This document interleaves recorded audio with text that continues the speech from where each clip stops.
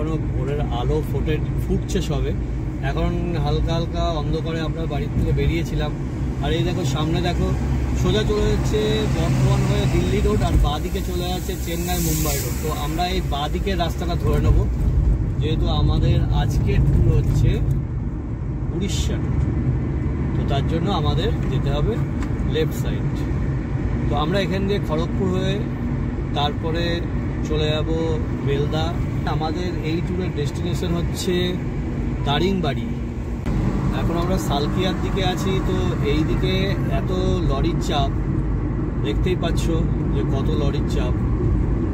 তো এই লরিগুলোকে ক্রস করে আমাদের যেতে হবে, আর এটা চলবে ওই দীঘা রোড অবধি, কারণ এইগুলো ম্যাক্সিমাম লরিগুলো হলদিয়ার দিকে চলে যায়। তার জন্য এই সময় বা এই রোডে অনেক লরি দেখা যায়।